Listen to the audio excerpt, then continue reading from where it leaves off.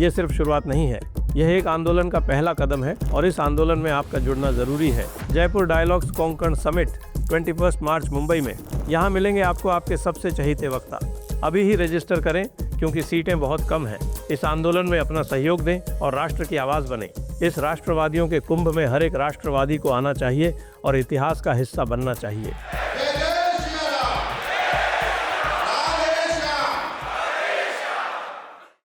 नमस्ते, आप सभी से अनुरोध है कि कृपया हमारी चैनल को सब्सक्राइब करें, वीडियो को लाइक भी अवश्य करें। और आप सभी को ये जानकारी देनी है कि हमारा 21 मार्च 2026 को होने वाले दी जयपुर डायलॉग्स कोंकण समिट के रजिस्ट्रेशंस आरंभ है। आप नीचे जाकर लिंक देखें, डिस्क्रिप्शन में लिंक दिया हुआ है, उसे क्लिक करें और रजिस्टर करें। जब लोग कहते हैं कि राहुल गांधी के बिना नरेंद्र मोदी अधूरे हैं और नरेंद्र मोदी के आगे बढ़ने का सबसे बड़ा एक महत्वपूर्ण क्या, सबसे बड़ा एक कारण जो है वो राहुल गांधी है, तो वो गलत नहीं कहते। और उसका एक बड़ा अच्छा उदाहरण आज पुनः राहुल गांधी जी ने प्रस्तुत कर दिया। और राहुल गांधी जी ने नरेंद्र मोदी जी जो फंसे हुए थे, एक तरह से वो फंसे हुए थे यूजीसी के जाल में, उनको उससे निकलने का पूरा मौका दे दिया, उनको ऑफ रैंप दे दिया। अब सारी की सारी जो मीडिया का जो सारा का सारा फोकस है वो अब इस पर चला जाएगा। क्यों, क्या किया भाई राहुल गांधी जी ने? राहुल गांधी जी ने जनरल MM नरावणे, जो कि गलवान युद्ध के समय उस तो थल सेनाध्यक्ष थे जब गलवान में किस्सा हुआ था, और गलवान के बाद फिर उसके बाद चाइना ने अलग अलग स्थानों पर मोर्चे खोले थे। और आपके जो hot spring, Gogra hot spring जो है, वहाँ पर गलवान में आपके ऊपर देपसांग यानी जो दौलत बेग ओल्डी वाला जो एरिया है उसके आसपास का जो एरिया, वहाँ पर फिर इधर कैलाश रेंजेस में, डेमचौक में, ये जो पूरा का पूरा जो फ्रंट खोला गया था। और हाँ, ये तो पैंगोंग लेक में, तो ये जो पूरा का पूरा जो फ्रंट खोला गया था उसमें भारत ने पहले तो, आपको ध्यान है कि जनरल संतोष बाबू ने पिटाई करके और अपनी जान पर खेल के, बिल्कुल, क्योंकि उनकी उसमें जान भी चली गई, वो बलिदान हो गए, वीर बलिदानी हो गए। तो वो बलिदान दे के भी कर्नल संतोष बाबू के बलिदान के बाद गलवान पर उनको पीछे खदेड़ दिया गया। गलवान पे खदेड़ने के बाद में जो भी उन्होंने गेंस किए थे, चाहे वो पेंगोंग लेक पे हो या गोगरा हॉट स्प्रिंग पे हो, वो पहले तो उनको वहाँ पर रोका गया। और उसके बाद फिर भारतीय सेना ने जो कैलाश रेंजेस थी, चुशूल के नीचे नीचे जो पूरा जो डेमचौक तक एरिया जाता है, उस कैलाश रेंजेस की हाइट पर चढ़ के उस पर कब्जा कर लिया। अब आज जो राहुल गांधी जी ने पार्लियामेंट में किया वो बड़ा विचित्र है। विचित्र इसलिए है कि वो एक जनरल नरावणे की एक पुस्तक है जो अभी पब्लिश नहीं हुई है, और उस पब्लिकेशन के कुछ जो उद्धरण है वो उन्होंने निकाले, एक्सर्प्ट बोलते हैं उनको। अच्छा, ये उद्धरण आज नए नहीं है, ये पहले भी जानकारी में आ चुके हैं, क्योंकि जो उद्धरण जिसकी बात हो रही है और जो कांग्रेस ने अपने ऑफिशियल हैंडल से पब्लिक किए हैं, वो तो हम पहले भी पढ़ चुके हैं, ये पहले भी लीक हो चुके हैं।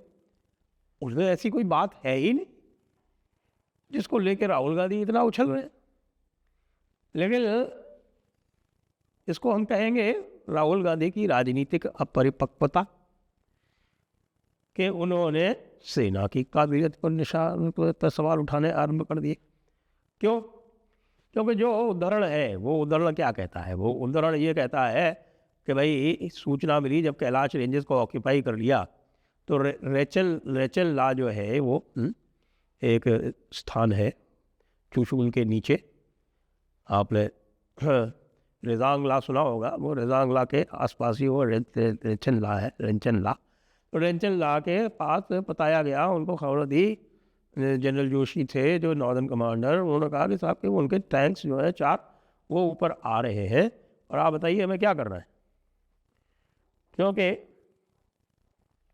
जो ऑफिशियल जो एग्रीमेंट्स हैं भारत और चाइना के, उसमें ये है कि वो एक दूसरे पर फायर नहीं करेंगे, और वो ऊपर चढ़ते चले आ रहे थे। तो जनरल नरावणे ने क्या किया कि जनरल नरावणे ने कहा कि भाई अगर फायर ओपन करना है तो हमारा जो ऑफिशियल एग्रीमेंट है चाइना से उसको वायलेट करना पड़ सकता है, तो उसके लिए ऊपर से इंस्ट्रक्शंस लेने पड़ेंगे। तो उन्होंने तुरंत NSA को और रक्षा मंत्री को, इनको फ़ोन किया और कहा कि साहब कि मेरे को आदेश चाहिए इसमें। और वो आदेश उसने थोड़ा सा ड्रामेटाइज करके कि भाई वो वेट करते रहे, और फिर जनरल जोशी और वो पूरी जो यूनिट थी वो तैयार थी कि हम अपनी आर्टिलरी, हमने टैंक हम वहाँ आगे कर देंगे, और टैंक्स को डिफेंसिव पोस्चर में यानी नोज डाउन करके। और ये जो उनकी जो टरेट होती है ना, वो आप देखते होंगे जब टैंक्स आते हैं सामने, तो टैंक्स को आप देखते होंगे कि वो उनकी टरेट जो है वो सामने ऊपर लगभग 30 डिग्रीज पर आपको दिखती है। लेकिन जो डिफेंसिव पोस्चर होता है उसमें ये जो टरेट है उसको डाउन कर दिया जाता है। तो ये होता है कि भाई ये ऑफेंसिव पोस्चर में नहीं है, डिफेंसिव पोस्चर में है। तो टरेट डाउन करके टैंक्स को वहाँ पे डिप्लॉय करने के पूरी तैयारी थी, और जो कमांड जो थी वो कह रहे थे कि हम ऐसा कर लेते हैं, और जनरल नरावणे कह रहे थे कि भाई मेरे को इस पर आदेश लेना पड़ेगा कि मान लो अगर कहीं फायर एक्सचेंज हो गया तो मामला तो बहुत बढ़ जाएगा, क्योंकि पूरा बॉर्डर पड़ा हुआ है। तो हमारे पास जो 4000 किलोमीटर से ज़्यादा का बॉर्डर है चाइना के साथ में। अब इस पे जनरल नरावणे का जो उद्धरण हमारे कांग्रेस वाले पेश कर रहे हैं उसमें ये आया है कि भाई कि अंत में रक्षा मंत्री जी का फ़ोन आया और उन्होंने कहा कि प्रधानमंत्री जी ने कहा है कि जो उचित लगे वो करो।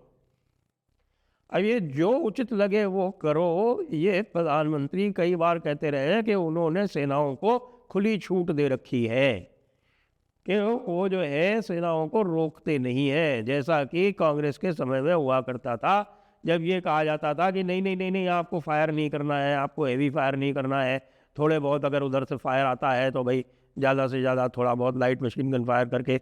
आजकल ये है कि भाई पूरी तरह से जो भी कमांडिंग ऑफिसर है फ्रंट पे, और कमांडिंग ऑफिसर फ्रंट पे चाहे वो आपके कर्नल लेवल का हो या आपकी ये चौकियों पर मेजर और लेफ्टिनेंट लेवल के भी जो ऑफिसर्स हैं उनको भी ये फ्रीडम है कि वो अपने विवेक के अनुसार फायर पावर का प्रयोग कर सकते हैं।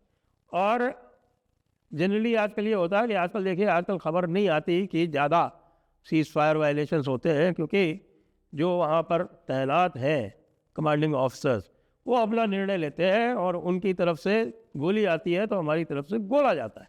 ये बात प्रधानमंत्री स्वयं कह चुके हैं कई बार कि भैया उनकी गोली का जवाब हमारे गोले से जाता है। तो यदि प्रधानमंत्री ने उसमें ये जो उदाहरण दे रहे हैं तो मैं इनकी मूर्खता पर ही मुस्कुरा सकता हूँ कि उसमें ये लिखा हुआ है कि भाई प्रधानमंत्री ने कहा जो उचित लगे वो करो। अब राहुल गांधी इसको ऐसे पेश कर रहे हैं कि जैसे भाई प्रधानमंत्री तो बड़े कमज़ोर हैं। कमज़ोर प्रधानमंत्री नहीं है भैया, इसके लिए बड़ा भारी कलेजा चाहिए जो आप अपनी पावर डेलीगेट करें अपनी कमांड को, अपनी फोर्सेस को।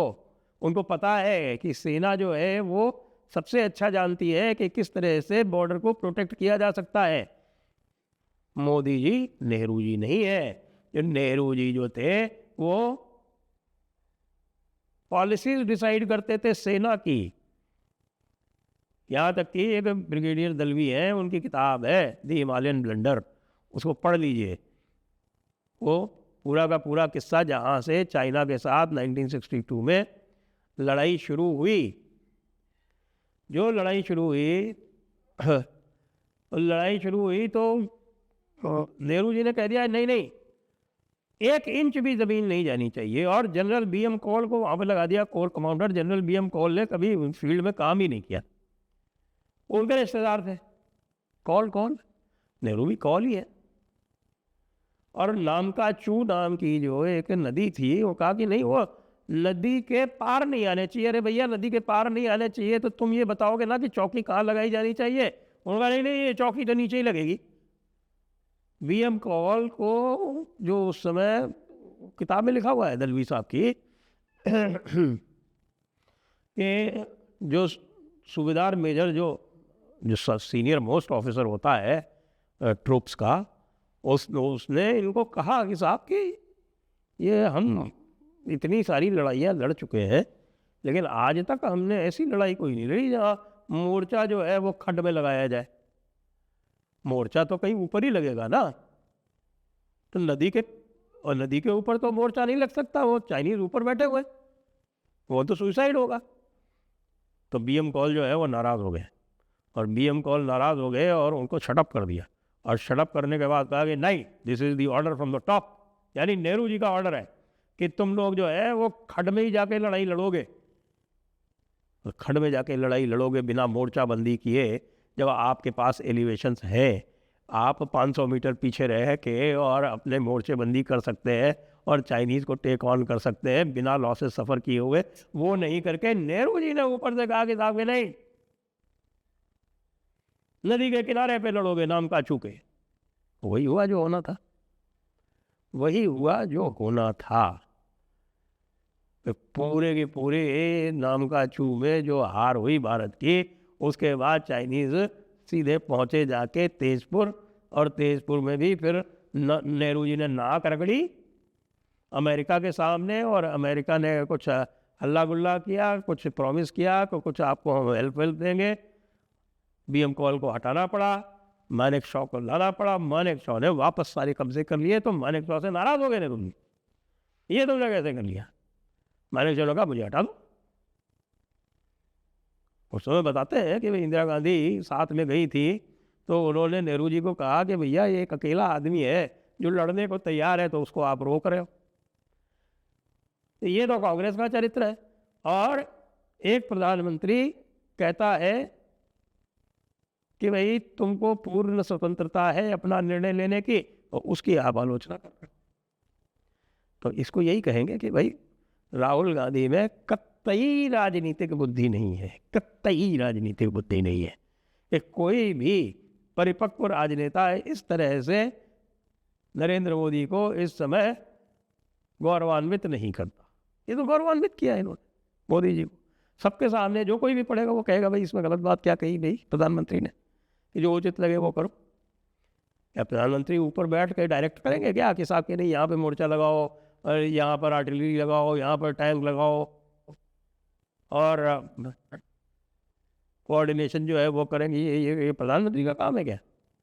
प्रधानमंत्री तो ब्रॉड पॉलिसी गाइडलाइन ही देगा, वो देगी। और बड़े कुशलतापूर्वक वो पूरा कार्य हुआ।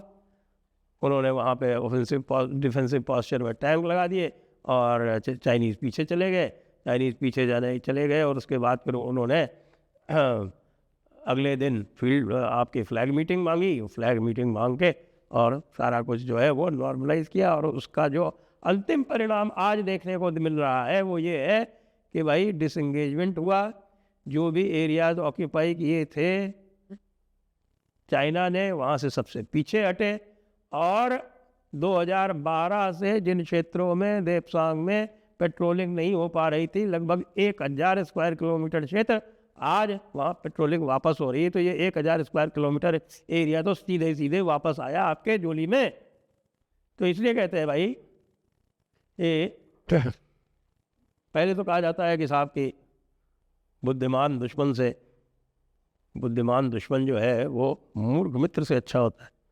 लेकिन यदि आपका जो दुश्मन है वो मूर्ख हो तो फिर अपने को कुछ करने की ज़रूरत ही नहीं, अपने को मस्त पड़े रहना चाहिए और उसको मूर्खता करते देनी चाहिए, और भी और मूर्खता। क्योंकि न केवल पार्लियामेंट में उठा के मूर्खता की, पार्लियामेंट में तो उनको नियम बताए गए तो वो चुप हो गए, लेकिन बाहर लीक करना शुरू कर दिया। तो बाहर लीक कर रहे हैं और पूरी जनता उनकी पिटाई कर रही है। तो उन्होंने ऑफ रैंप दे दिया मोदी जी को, और मोदी जी अब पूर्ण रूप से मौज कर रहे हैं। और यूजीसी वाला मामला नेपथ्य में कर दिया किसने? राहुल गांधी ने। जय हिंद, जय भारत, वंदे मातरम।